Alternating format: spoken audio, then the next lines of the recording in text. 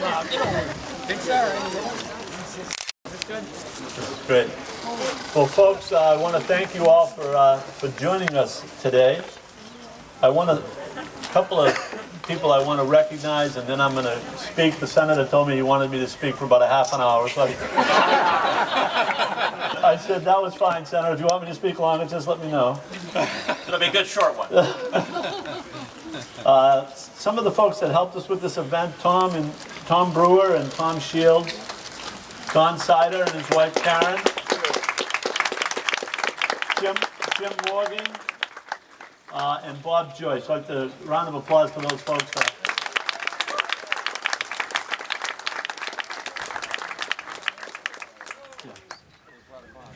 And some other folks who helped us get this event organized. CJ Ganji, where's CJ Ganji?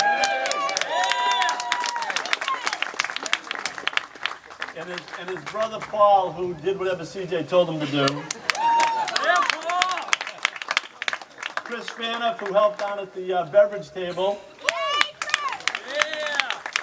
Ted Tripp, who was here for 2 or 3 of our meetings to get this thing organized. And of course, my 2 boys, Mikey and Tyler.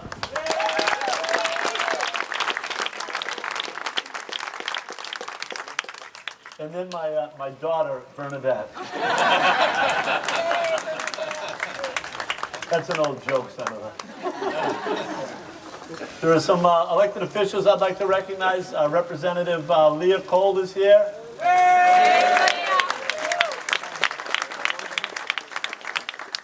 And my partner in crime, Representative Mark Lombardo.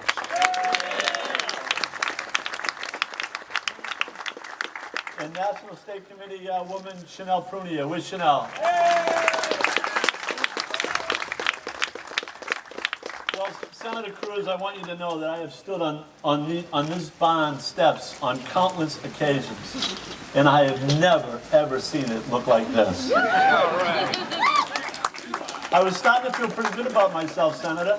And then my wife reminded me that they were coming to see you. We've got a special guest that joined us today from the Lone Star State of Texas.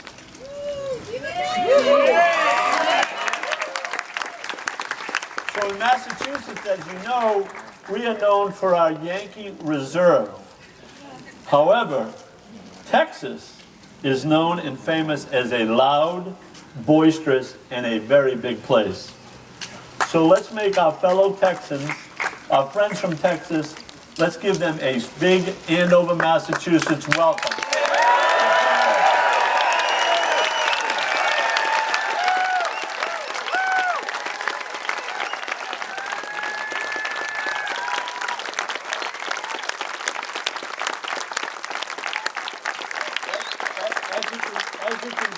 As you can see, Senator, you and Heidi are among friends in Massachusetts. Up here in Massachusetts, Texas is famous for a lot of things. Some of those things we don't necessarily like, the Dallas Cowboys. But we do like the oil and gas drilling that fuels America's economy.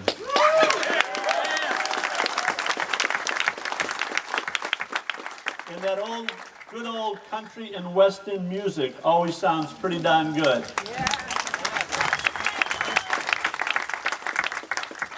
And that deep sense of patriotism that beats in the heart of Texas.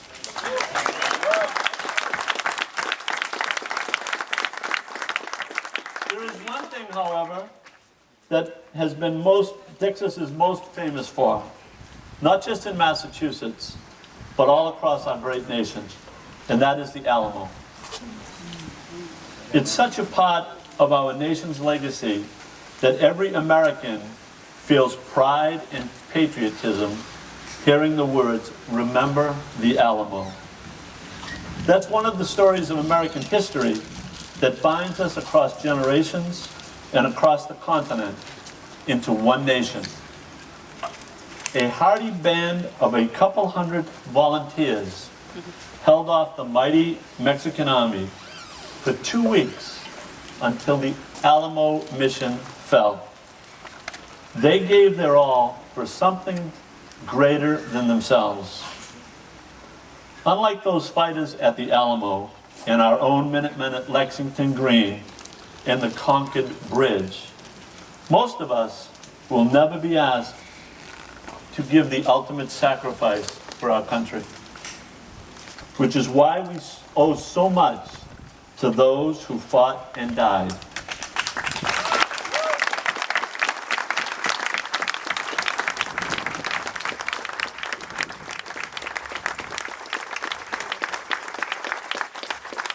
And for those brave men and women who continue to fight for our liberties every single day.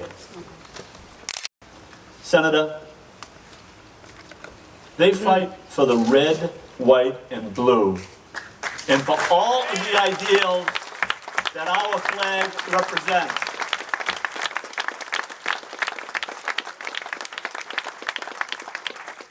There is a very moving scene at the Alamo where the commander of the forces, William Travis, takes his sword and draws a line in the sand. And he tells the volunteers that they may stay on the far side, and peacefully leave the fort and save their own lives. Or they may cross the line and fight for something greater. One by one, they all cross the line and they promise to fight. Now, we are here today not faced with quite the same challenge, but we know this.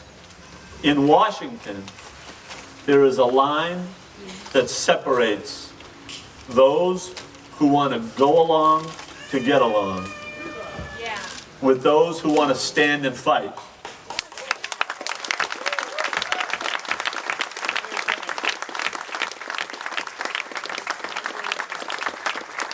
There's a line between those who want to keep spending trillions and trillions of dollars on debt and those who want to stand and what? Fight! And there is a line between those who want to surrender our traditional values of life, family, liberty, and there are those who are willing to fight! We have with us today a man who has proven unequivocally that he will stand and fight. Like the men at Alamo, he will not surrender. He will not back down. Now he wants to fight for us as president. And he is going to tell us why it is worth the fight. Ladies and gentlemen, it is my privilege to introduce to you the great senator and Republican candidate for President of the United States, Senator Ted Cruz.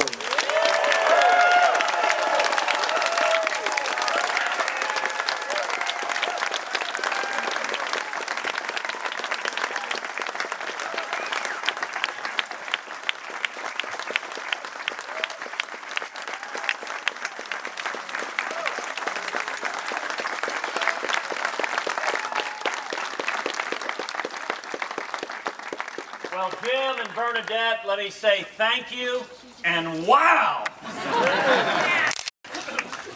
Let me start by saying Tom Brady was framed.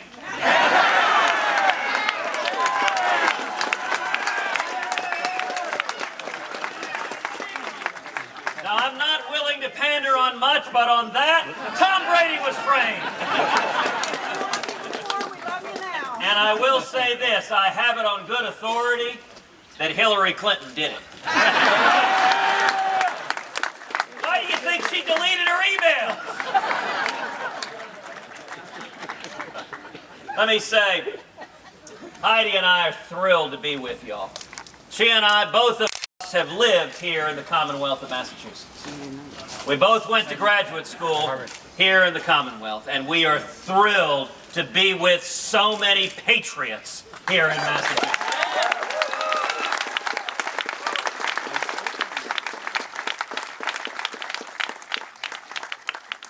You know, Jim, Jim, listening to your story about the Alamo, it reminded me of a former senator from Texas, a hero of mine, Senator Phil Gramm. Yes. Who was one of the original Reagan Democrats. He was an old blue dog Democrat. And when Reagan was president, Phil Gramm helped corral Democratic votes for Reagan's tax cut. And Phil has described to me how he would sit with Democratic congressmen and he'd say, look, this is the right thing to do. And he'd tell that same story, Jim. He'd say, this is when William Barrett Travis drew a line in the sand.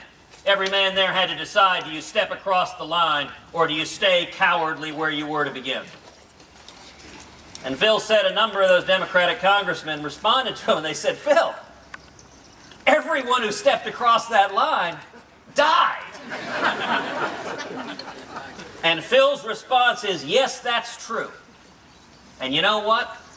Everyone who didn't step across that line, they died too.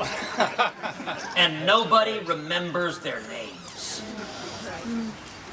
This is something here in New England y'all understand. Our country is in crisis. What's happening right now, this is not a typical election. What we're doing doesn't make any sense.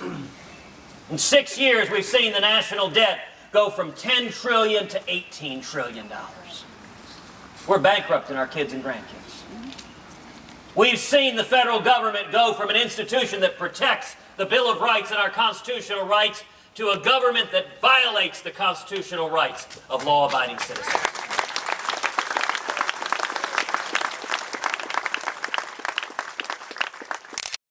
And under the Obama-Clinton foreign policy, we've seen America recede from the world. And the world right now is literally on fire. But let me tell you, if you remember nothing that I say tonight, well, then you probably hit the bar a little too hard. But if you remember just one thing that I say here today, let it be this. That I'm powerfully, profoundly, deeply optimistic. As bad as things are, people are waking up. They are waking up in Massachusetts. They are waking up in New Hampshire. They are waking up all across this great nation. Let me tell you, we are, who would have predicted 500 people in Andover, Massachusetts?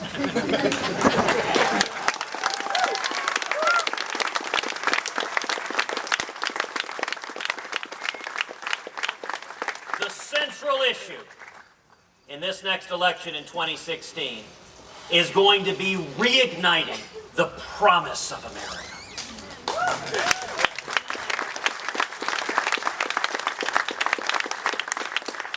Getting back to that fundamental ideal that our kids would have a better life than we did and their kids would have a better life than they did.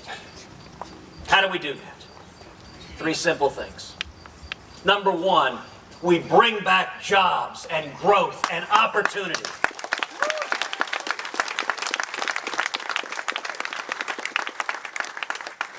Look, y'all understand cause and effect.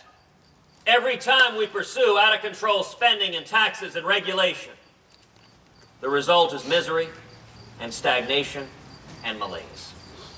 And every time we pursue tax reform and regulatory reform, the result has been incredible economic growth. We saw that in the 1920s. We saw that in the 1960s. We saw that in the 1980s.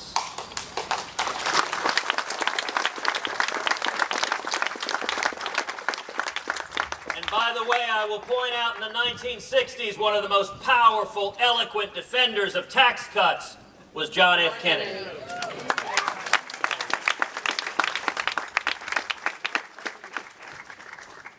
As JFK said, some men see things as they are. And ask why. I see things that never were. And ask why not.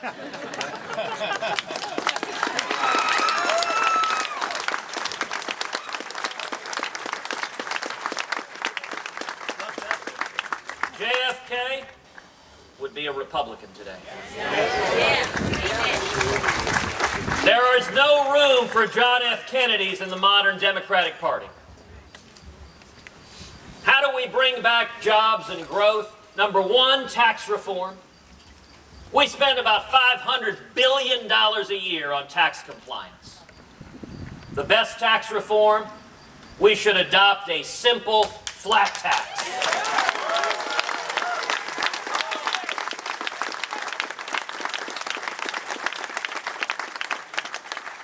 So that every American can fill out his or her taxes on a postcard.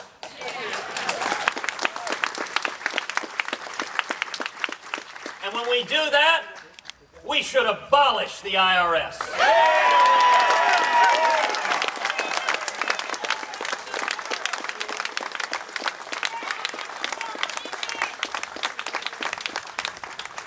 There are about 90,000 employees at the IRS.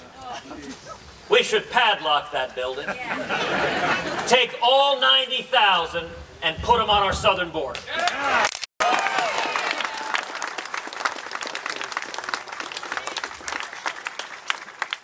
Now, to our friends, Democratic trackers who've joined us, that was somewhat tongue-in-cheek. But think about it for a second. Imagine you traveled thousands of miles in the blazing sun. You're swimming the Rio Grande. The first thing you see is 90,000 IRS agents. You turn around and go home too.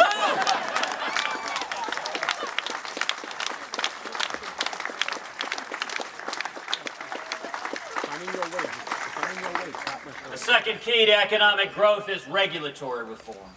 Regulators from Washington, the alphabet soup, have descended on small businesses, strangling and crushing small businesses and making it impossible to create jobs. When I was out in West Texas, I asked a simple question. What's the difference between regulators and locusts? Well, the thing is, you can't use pesticide on the regulators.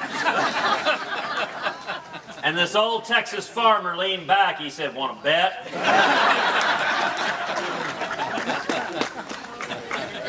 And the simplest and most important regulatory reform. We need to repeal every word of Obamacare.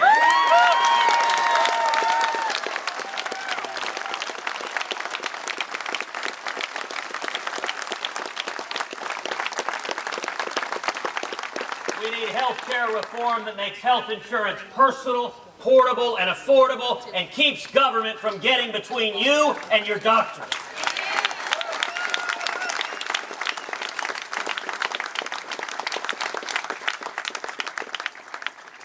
The second key to reigniting the promise of America is we need to defend our constitutional rights.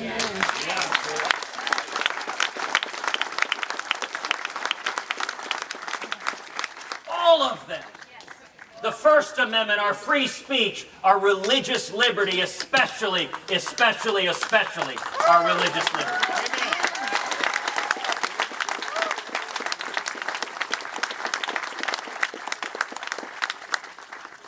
You know, last year, following the Hobby Lobby decision, Senate Democrats introduced a constitutional amendment to gut the Federal Religious Freedom Restoration Act. When it passed 20 years ago, it passed the Senate 97-3 with bipartisan support. I gave a speech on the Senate floor saying, how could you be acting against Christian companies? How could you be acting against the Little Sisters of the Poor, a Catholic charity that's taken vows of poverty that the Obama administration is litigating against? Trying to force the Little Sisters of the Poor to pay for abortion-inducing drugs for others. Now let me suggest a real simple rule of thumb. If you're litigating against nuns, you've probably done something wrong.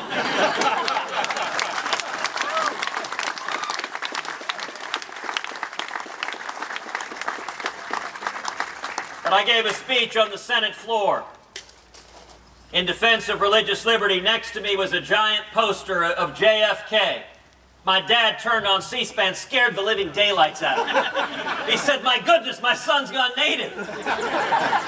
But JFK said, "I will not stand with someone who will not stand with religious liberty." I said, "Where are the Democrats? Is there even one Democrat who will stand for civil liberties?" When it came time to a vote, do you know how many Democrats voted to uphold our religious liberties? Zero.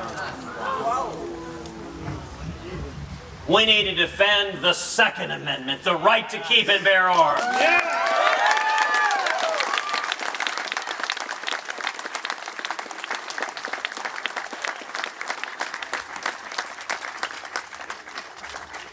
Vice President Joe Biden.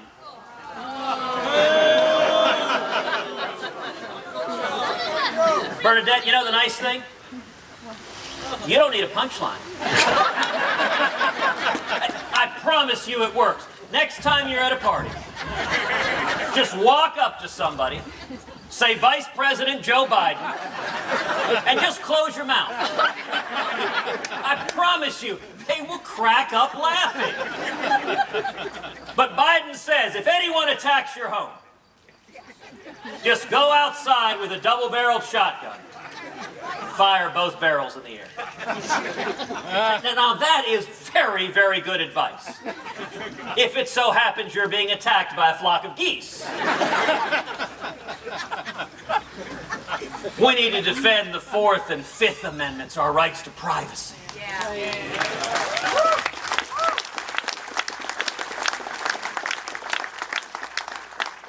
How many of y'all have your cell phones? Let me ask you, please leave your cell phones on. I want to make sure President Obama hears every word we say tonight.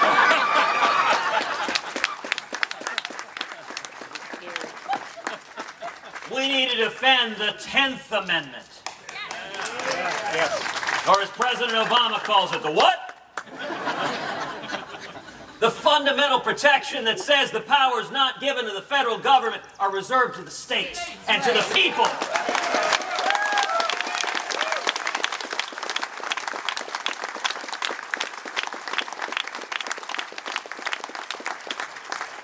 That means they're core areas the federal government has no business sticking its nose, and chief among them is education, and we need to repeal every word of Common Core.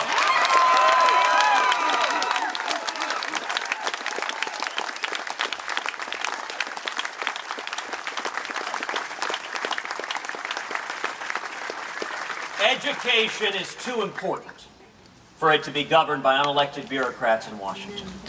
It needs to be at the state level, or even better, at the local level, where parents have direct influence and control.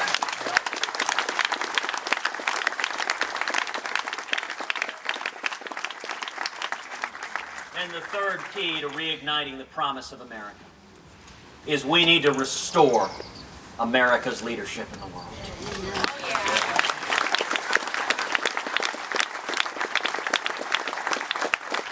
For 6 years, we have seen the Obama-Clinton foreign policy of leading from behind. Our friends and allies no longer trust us, and our enemies don't fear us. Instead of a president who boycotts Prime Minister Netanyahu, imagine America standing unapologetically with the nation of Israel.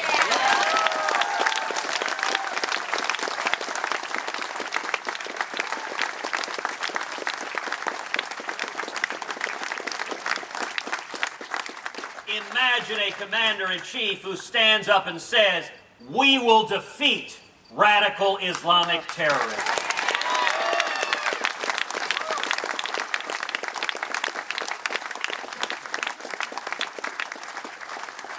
And we will call it by its name.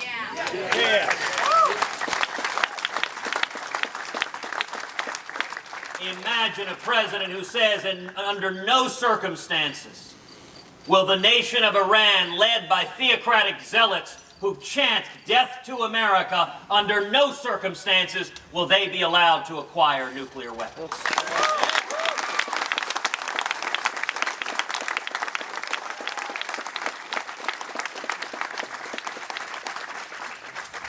I suspect many of y'all are thinking,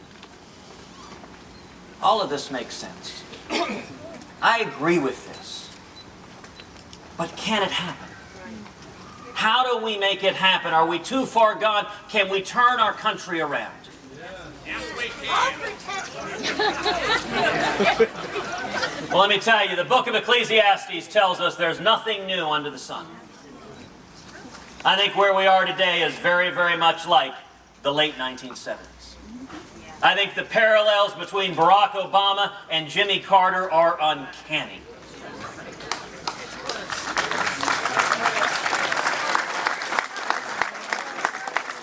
Same failed economic policy, same misery, stagnation, and malaise, same feckless and naive foreign policy. In fact, the exact same countries, Russia and Iran, openly laughing at and mocking the President of the United States. You know, the one person in America thrilled with the job Barack Obama's doing is Jimmy Carter. Now, why does that analogy give me so much hope and optimism? Because we know how that story ended. As a result, millions of Americans across this country began rising up. A grassroots movement that became the Reagan Revolution.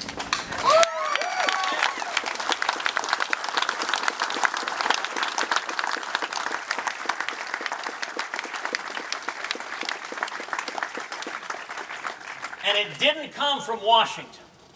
Washington despised Ronald Reagan. By the way, if you see a candidate who Washington embraces, run and hide.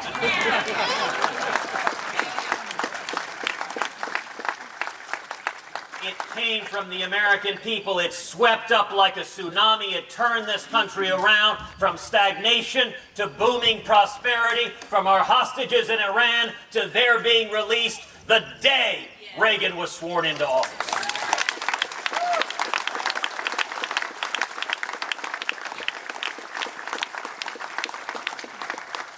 I am optimistic, I am hopeful because of each of you. What happened in 1980 is happening all over again. All across this country, millions of men and women, people have never been involved in politics before. Let me ask you, how many people here have not been actively involved in politics before? Look around at the hands. This is important. And this is powerful. This was the Reagan Revolution. People that were going to church, that were going to work, that were raising their kids, that looked up and said, what on earth is happening to our country? The same thing is happening again. 58 years ago, my father fled Cuba.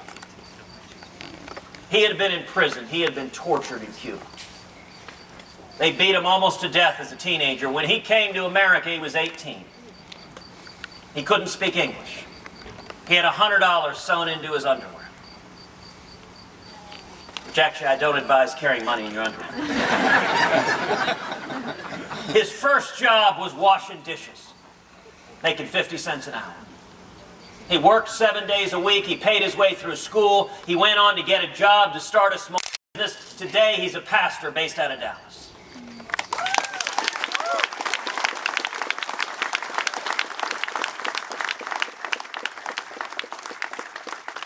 My dad's been my hero my whole life. But you know what I find most incredible about his story? How commonplace it is. Every single person here, we got a story just like that in our backgrounds. Some of us, it's us. Others, it's our parents. Others, it's our great-great-great-grandparents. But what ties Americans together is we are all the children of those who risked everything for freedom.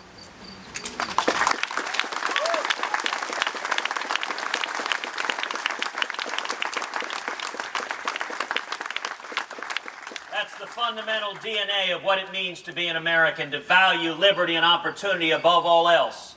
And I'll tell you what my dad said to me over and over again when I was a kid. He said, when we faced oppression in Cuba, I had a place to flee to. If we lose our freedom here, where do we go?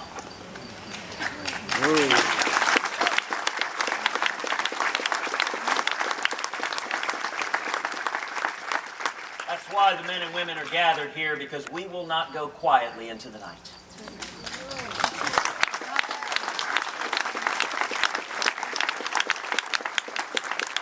So I'm here to ask for your support for us to stand together to unify a grassroots movement to take power out of Washington and back to we the people, to get back to liberty and back to the Constitution.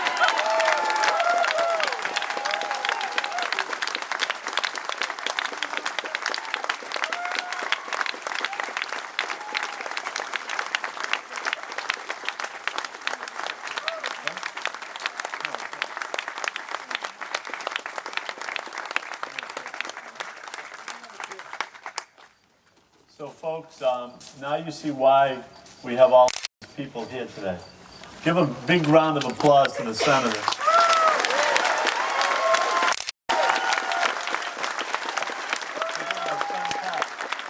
Reagan Bush, 84.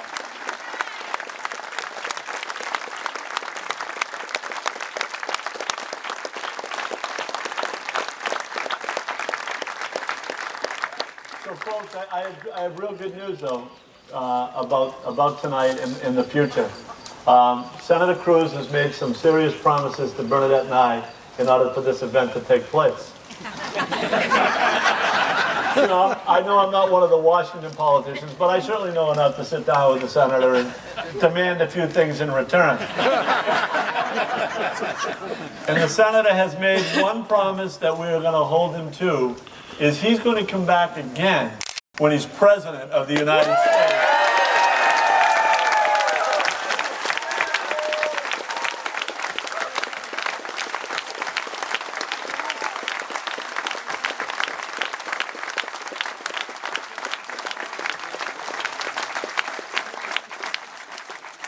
So the senator is going to stay around for a while, say hello to people, more pictures, you know. And the other thing that I want to let everyone know is that in order for us to win at the national level, just as it is at the local level, our candidates need help. So anything that you can do to help Senator Cruz in this campaign, however that is, helping him up in New Hampshire, helping him making telephone calls, making donations for the Cruz for President campaign. As he just pointed out, we're going to take back this country, but the senator needs your help to do it. So thank you all very much for being here.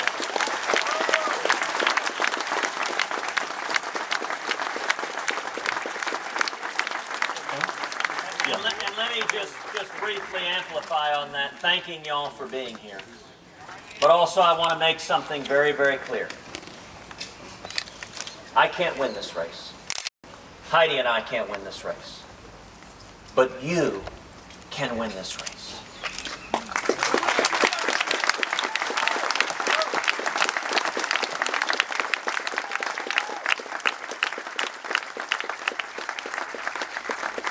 So I want to ask each of you to do two things. Number one, I want to ask each of you to go and vote for me 10 times. Now look, we're not Democrats. I'm not asking for voter fraud. But let me tell you how you can do it. Every one of you can show up and vote. And you can get on the phone and get 9 of your friends that wouldn't have come out otherwise and ask them to show up and do the same thing.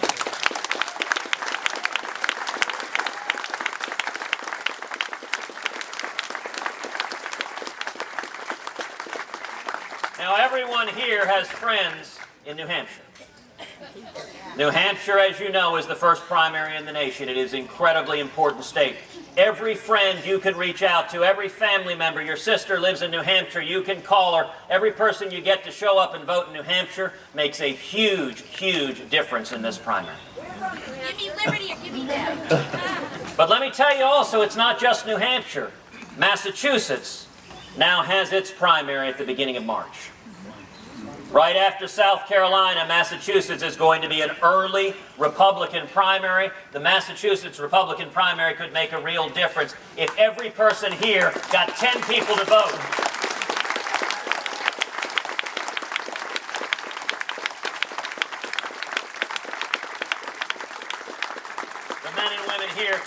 real difference in the Republican primary. And then the second component. You know, when we launched the campaign on March 23rd, the New York Times said, Cruz cannot win because the Washington elites despise him. I kind of thought that was the whole point.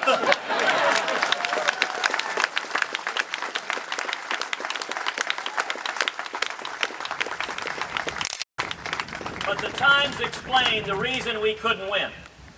Because the Washington elites control all the money. So yes, there may be grassroots support, but at the end of the day, all the lobbyist money will go to other candidates, so you can't win. Well, in the first week of our campaign, we set a goal of raising $1 million, which I thought was an audacious goal. Sorry to tell you, we failed in that goal. We didn't raise $1 million in a week. We raised $1 million in one day.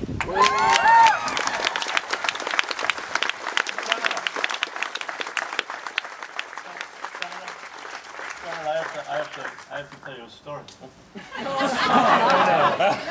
So your campaign staff called us about 10 days ago and they said, Representative, can you get us 50 people to see the senator? We did a little better, Senator. A lot better.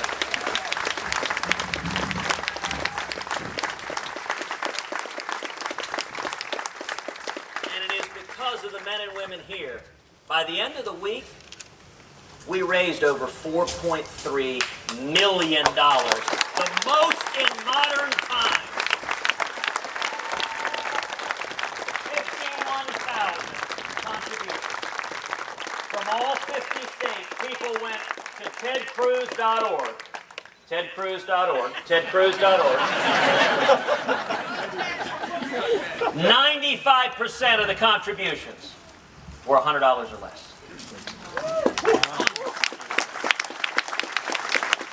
That is the power and the support of we the people. And if each of you votes 10 times and goes to tedcruz.org and supports us with whatever you're able, together we're building a grassroots army. That's how we turn the country around. Thank you. God bless you.